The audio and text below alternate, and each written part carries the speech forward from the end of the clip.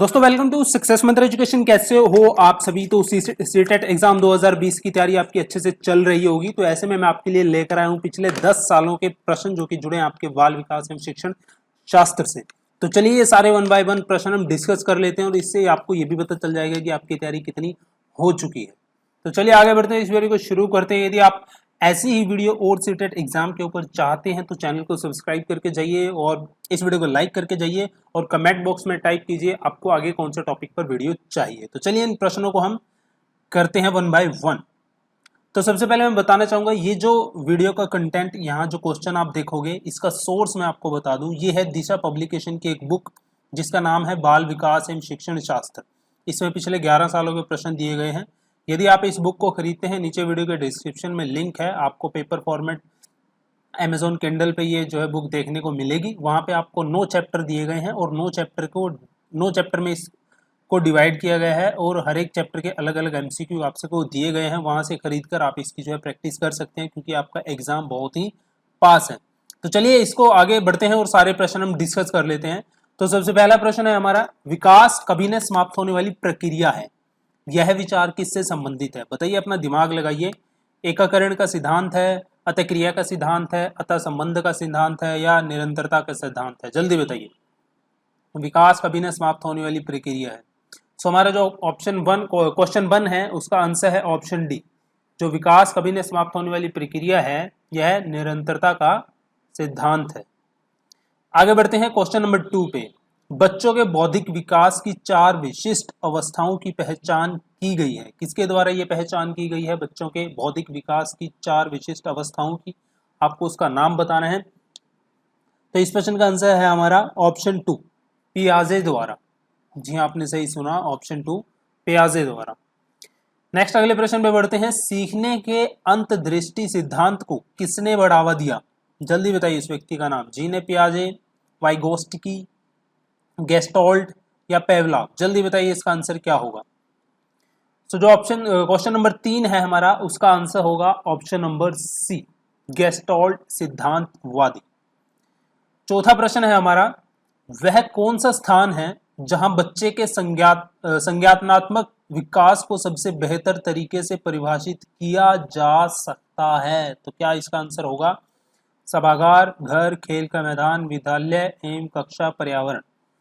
तो इसका आंसर है दोस्तों विद्यालय एवं कक्षा पर्यावरण। ऑप्शन 4 है, ऑप्शन डी है इसका राइट आंसर। नेक्स्ट 5वें प्रश्न की तरफ बढ़ते हैं। वह अवस्था जब बच्चा तार्किक रूप से वस्तुओं व घटनाओं के विषय में चिंतन प्रारंभ करता है, कौन सी है वो? जल्दी से बताइए कौन सी है, कौन सी अवस्था है? पूर्व संक्रियात्मक अवस्था, मूर्त संक्रियात्मक अवस्था, संवेदी प्रेरक अवस्था, औपचारिक संक्रियात्मक अवस्था? तो इसका आंसर है दोस्तों ऑप्शन ए, पूर्व संक्रियात्मक अवस्था। छठा प्रश्न है हमारा, पियाजे के अनुसार निम्नलिखित में से कौन सी अवस्था में बच्चा अमूर्त संकल्पनाओं के विषय में तार्किक चिंतन करना आरंभ कर देता है? जल्दी बताइए कौन सी वो अवस्था है। छठे प्रश्न का आंसर क्या होगा दोस्तों? छठे प्रश्न का आंसर है हमारा औपचारिक संक्रियात्मक अवस्था, 11 वर्ष एवं ऊपर। ऑप्शन डी है राइट आंसर। 7वें प्रश्न की तरफ बढ़ते हैं हम। बच्चे दुनिया के बारे में अपनी समझ का सृजन करते हैं, इसका श्रेय किसको जाता है? बताइए इसका श्रेय किसको जाता है भाई? तो जो 7वां प्रश्न है हमारा उसका आंसर है पियाजे। ये श्रेय किसको जाता है? पियाजे को। मानव विकास कुछ विशेष सिद्धांतों पर आधारित है, निम्नलिखित में से कौन सा मानव विकास का सिद्धांत नहीं है? जल्दी से बताइए। प्रतिवर्ती, निरंतरता, अनुक्रमिकता, सामान्य से विशिष्ट? सो 8वें प्रश्न का आंसर है हमारा दोस्तों ए, प्रतिवर्ती। 9वां प्रश्न है हमारा, अनुवांशिकता को डैश सामाजिक संरचना माना जाता है? बताइए कौन सी संरचना माना जाता है अनुवांशिकता को? अनुवांशिकता को स्थिर सामाजिक संरचना माना जाता है। 10वां प्रश्न है हमारा, पियाजे के अनुसार विकास की पहली अवस्था यानी कि जन्म से लगभग 2 वर्ष आयु तक के दौरान बच्चा डैश सबसे बेहतर सीखता है? क्या सबसे बेहतर सीखता है आपको बताना है। भाषा के नए अर्जित ज्ञान के अनुप्रयोग, इंद्रियों के प्रयोग द्वारा, निष्क्रिय शब्दों को समझने के द्वारा, अमूर्त तरीके से चिंतन के द्वारा। किससे सबसे बेहतर सीखता है? इंद्रियों के प्रयोग के द्वारा। 10वें क्वेश्चन का आंसर है ऑप्शन बी। अवधारणाओं का विकास मुख्य रूप से डैश का हिस्सा है। सो अवधारणाओं का विकास किसका हिस्सा है भाई? अवधारणाओं का विकास जो है वो बौद्धिक विकास का हिस्सा है। 12वां प्रश्न है हमारा, बच्चे के उचित विकास को सुनिश्चित करने के लिए उसका स्वस्थ शरीर विकास एक महत्वपूर्ण आवश्यकता है। यह कथन सही है गलत है? सही है तो उसका तर्क आपको बताना है, गलत है तो उसका भी तर्क आपको बताना है। तो इसका आंसर क्या होगा? तो इसका आंसर है दोस्तों ऑप्शन ए, सही है, क्योंकि शारीरिक विकास विकास के अन्य पक्षों के साथ अंतः संबंधित है, इसलिए इसका आंसर ऑप्शन ए बन जाता है। 13वां प्रश्न है, खिलौनों की आयु कहा जाता है। खिलौनों की आयु किसे कहा जाता है? जल्दी से बताइए। खिलौनों की आयु पूर्व बाल्य अवस्था को कहा जाता है। ऑप्शन ए है राइट आंसर। 14वां प्रश्न है हमारा, निम्न में से कौन सी पूर्ण बाल्य अवस्था की विशेषता नहीं है? कौन सी भाई पूर्ण बाल्य अवस्था की विशेषता नहीं है, आपको बताना है। सो जो खेलने की अवस्था होती है वो पूर्ण बाल्य अवस्था की विशेषता नहीं मानी जाती। 15वें प्रश्न पे पहुंच गए हैं। उत्तर बाल्य अवस्था में बालक भौतिक वस्तुओं के किस आवश्यक तत्व में परिवर्तन समझने लगते हैं? बताइए किस आवश्यक तत्व में परिवर्तन समझने लगते हैं बालक? ओके, 15वें प्रश्न का आंसर है हमारा द्रव्यमान, संख्या और क्षेत्र। 16वें प्रश्न पे बढ़ते हैं। विकास का अर्थ है, विकास का क्या अर्थ है यहां पे बताना है आपको। 16वें प्रश्न का आंसर है दोस्तों हमारा अभिप्रेरणा एवं अनुभव के फलस्वरूप होने वाले परिवर्तन की उत्तरोत्तर श्रृंखला, उसे हम बोलते हैं विकास। तो ऑप्शन सी हो जाएगा हमारा राइट आंसर। विकास के संदर्भ में निम्न में से कौन सा कथन सत्य नहीं है? बताना है आपको कौन सा कथन सत्य नहीं है। तो यहां पे 17वें प्रश्न का आंसर होगा हमारा दोस्तों ऑप्शन बी, विकास उकसाने बढ़ावा देने से नहीं होता। नेक्स्ट हम बढ़ते हैं 18वें प्रश्न की तरफ। निम्न में से कौन सा विकासात्मक कार्य उत्तर बाल्य अवस्था के उपयुक्त नहीं है? बताइए कौन सा विकासात्मक कार्य उत्तर बाल्य अवस्था के उपयुक्त नहीं है। सो 18वें प्रश्न का आंसर दोस्तों हमारा होगा ऑप्शन बी, पुरुषोचित या स्त्रियोचित सामाजिक भूमिकाओं को प्राप्त करना। 19वें प्रश्न पे बढ़ गए हैं हम। कौन सिद्धांत व्यक्त करता है कि मानव मस्तिष्क एक बर्फ की चट्टान के समान है जो कि अधिकांशतः छिपी रहती है एवं उसमें चेतन के 3 स्तर हैं? बताइए भाई किसका ये सिद्धांत? तो 19वें प्रश्न का आंसर है हमारा ऑप्शन सी, मनोविश्लेषणात्मक सिद्धांत। 20वें प्रश्न पर हम पहुंच गए हैं। निम्न में से कौन सा कथन विकास के बारे में सत्य नहीं है? सो कौन सा कथन विकास के बारे में सत्य नहीं है भाई? विकास विशिष्ट से सामान्य की ओर होता है, ये कथन सत्य नहीं है। ऑप्शन डी है राइट आंसर। 21वें प्रश्न की तरफ हम बढ़ते हैं दोस्तों।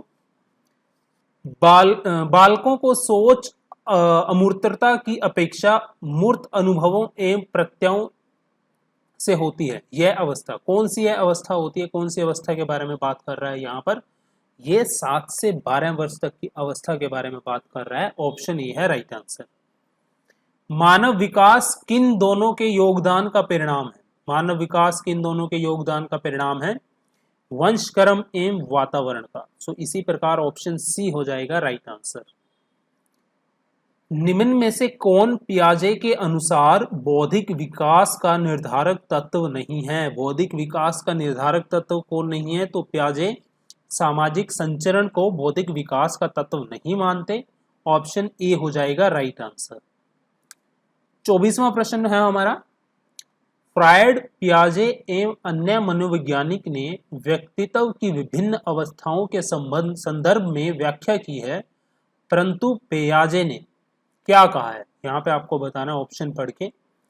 तो पियाजे ने कहा है कि विभिन्न अवस्थाओं को समझने के लिए संज्ञानात्मक बदलाव के बारे में कहा है। तो इसीलिए ऑप्शन सी हमारा राइट आंसर बन जाता है।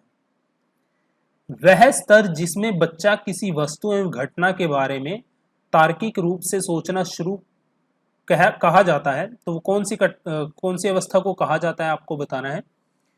सो जो 25वें प्रश्न का आंसर है हमारा वो है मूर्त क्रियात्मक अवस्था, यानी कि ऑप्शन डी है राइट आंसर। बचपन का सांप्रतिक दृष्टिकोण की मान्यता है, बचपन का सांप्रतिक दृष्टिकोण, तो इसका आंसर क्या होगा दोस्तों, इसकी मान्यता है बचपन वृद्धि एवं परिवर्तन की एक अनूठी अवधि है। सो ऑप्शन डी है राइट आंसर। मानवीय मूल्यों जो प्रकृति में सार्वत्रिक हैं के विकास का अर्थ है, इसके विकास का अर्थ है भाई अनुकरण के विकास का अर्थ, ऑप्शन सी है, सॉरी ऑप्शन बी है राइट आंसर, अंगीकरण। 28वां है हमारा क्वेश्चन, निम्न में से किस स्तर में बच्चे अपने समकक्षी वर्ग के सक्रिय सदस्य बनते हैं, बताइए भाई। सो दोस्त बनते हैं भाई किशोर अवस्था में, सो ऑप्शन ए है राइट आंसर। बाल विकास की परिभाषा का अध्ययन क्षेत्र है, क्या है भाई, कौन सा अध्ययन क्षेत्र है। सो बाल विकास की परिभाषा का अध्ययन क्षेत्र है जो किसी बच्चे को संज्ञानात्मक, सामाजिक तथा दूसरे सामर्थ्यों का क्रमिक विकास के लिए उत्तरदायी होगा। तो मैं कह सकता हूं ऑप्शन डी है राइट आंसर। पियाजे के अनुसार संज्ञानात्मक बाल विकास की कितनी अवस्थाएं हैं, बताइए भाई कितनी अवस्थाएं, तो कितनी अवस्थाएं हैं, 4 अवस्थाएं हैं। लॉरेंस कोहलबर्ग विकास के क्षेत्र में शोध के लिए जाने जाते हैं, किस क्षेत्र में शोध के लिए जाने जाते हैं लॉरेंस कोहलबर्ग। सो लॉरेंस कोहलबर्ग को नैतिक के क्षेत्र में शोध करने के लिए जाना जाता है। 32वें प्रश्न पे बढ़ते हैं। पियाजे के अनुसार बच्चा अमूर्त स्तर पर चिंतन, बौद्धिक क्रियाएं एवं समस्या समाधान किस अवस्था में करने लगता है, तो किस अवस्था की यहाँ पे बात हो रही है, औपचारिक संक्रियात्मक अवस्था, यानी कि 11 से 16 वर्ष की। बिग एवं हंट के अनुसार डैश की विशेषताओं को सर्वोत्तम रूप से व्यक्त करने वाला एक शब्द है परिवर्तन। परिवर्तन शारीरिक, सामाजिक और मनोवैज्ञानिक होता है। बताइए किसकी यहाँ पे बात हो रही है, यहाँ पे बात हो रही है किशोर अवस्था की। बिग एवं हंट के अनुसार किशोर अवस्था की विशेषताओं को सर्वोत्तम रूप से व्यक्त करने वाला एक शब्द है परिवर्तन। एक 13 वर्षीय बालक बात बात में अपने बड़ों से झगड़ा करने लगता है और हमेशा स्वयं को सही साबित करने की कोशिश करता है। वह विकास की किस अवस्था में, बताइए। तो वह विकास की किशोर अवस्था में है। शिक्षा मनुष्य में अंतर्निहित क्षमता का परिपूर्णता में विकास करते हैं, यह कथन किसका है, यह कथन आपको बताना है किसका है भाई। सो ये कथन किसका है, स्वामी विवेकानंद का, ऑप्शन ए है राइट आंसर। बालक के शारीरिक एवं क्रियात्मक विकास की दिशा होती है, बताइए क्या आंसर है इसका। सिर से पैर तथा शरीर के मध्य से बाहर की ओर, ये इसका राइट आंसर होगा। तो देखते हैं कहां मिलता है हमें ये, ऑप्शन बी में। मानव व्यक्तित्व परिणाम है, किसका परिणाम है बताइए, मानव व्यक्तित्व। मानव व्यक्तित्व परिणाम है आनुवांशिकता और वातावरण की अंतःक्रिया का। सो मैं कह सकता हूं ऑप्शन ए है राइट आंसर। वाइगोट्स्की बच्चों के सीखने में निम्नलिखित में से किस कारक की महत्वपूर्ण भूमिका पर बल देते हैं, बताइए कौन सी भूमिका पर बल देते हैं। वाइगोट्स्की कौन सी भूमिका पर बल देते हैं, यह है सामाजिक भूमिका पर। मानव विकास को क्षेत्रों में विभाजित किया जाता है, जो है कौन से क्षेत्रों में विभाजित किया जाता है मानव विकास को। मानव विकास को मनोवैज्ञानिक, संज्ञानात्मक, संवेगात्मक और शारीरिक, इनमें किया जाता है विभाजित। तो कह सकता हूं ऑप्शन बी है राइट आंसर। निम्नलिखित में से कौन सा विकास का सिद्धांत है, कौन सा है विकास का सिद्धांत। कि सभी की विकास दर समान नहीं होती। ऑप्शन डी है राइट आंसर। 41वां प्रश्न, जब बच्चे की दादी उसे उसकी मां की गोद से लेती है तो बच्चा रोने लगता है। बच्चा डैश के कारण रोता है, बताइए क्यों रोता है? संवेगात्मक दुश्चिंता, ऑप्शन ए है इसका राइट आंसर। कोहलबर्ग के अनुसार शिक्षक बच्चों में नैतिक मूल्यों का विकास करता है, बताइए इसका आंसर क्या होगा? नैतिक मुद्दों पर आधारित चर्चाओं में उन्हें शामिल करके, इसी तरीके का इस्तेमाल करके बच्चों में नैतिक मूल्यों का विकास किया जा सकता है। सो ऑप्शन बी है राइट आंसर। पियाजे के संज्ञानात्मक विकास के चरणों के अनुसार इंद्रियां गामक संवेदी प्रेरक अवस्था किससे संबंधित है? किसके साथ संबंधित है? बताइए किसके साथ संबंधित है? यह संबंधित है अनुकरण, स्मृति और मानसिक निरूपण। सो ऑप्शन डी हो जाएगा हमारा राइट आंसर। विकास शुरू होता है, कौन सी अवस्था में विकास शुरू हो जाता है? विकास हमारा प्रसव पूर्व अवस्था में ही शुरू हो जाता है। ऑप्शन बी है राइट आंसर। चिंतन अनिवार्य रूप से है एक, चिंतन अनिवार्य रूप से क्या है? एक चिंतन अनिवार्य रूप से एक संज्ञानात्मक गतिविधि है। ऑप्शन ए है राइट आंसर। पियाजे के अधिगम के संज्ञानात्मक सिद्धांत के अनुसार वह प्रक्रिया जिसके द्वारा संज्ञानात्मक संरचना को संशोधित किया जाता है डैश कहलाती है। सो वो प्रक्रिया क्या कहलाती है? वो प्रक्रिया कहलाती है समावेशन। ऑप्शन सी है राइट आंसर। कोहलबर्ग के अनुसार सही और गलत के प्रश्न के बारे में निर्णय लेने में शामिल चिंतन प्रक्रिया को क्या कहा जाता है? बताइए इस चिंतन प्रक्रिया को क्या कहा जाता है? नैतिक तकर्ण। सो मैं कह सकता हूं ऑप्शन बी है मेरा, सॉरी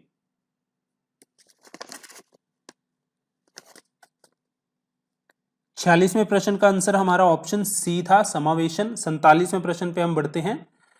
कोहलबर्ग के अनुसार सही और गलत के प्रश्न के बारे में निर्णय लेने में शामिल चिंतन प्रक्रिया को क्या कहा जाता है? चिंतन प्रक्रिया को क्या कहा जाता है भाई? नैतिक तकर्ण। ऑप्शन बी है इसका राइट आंसर। 48वां प्रश्न है हमारा, निम्नलिखित में से कौन सा मुख्य रूप से आनुवांशिकता संबंधी कारक है? कौन सा है भाई? सो 48वें प्रश्न का आंसर है हमारा दोस्तों ऑप्शन ए, आंखों का रंग। 49वां प्रश्न, निम्नलिखित में से डैश के अतिरिक्त सभी वातावरणीय कारक विकास को आकार देते हैं।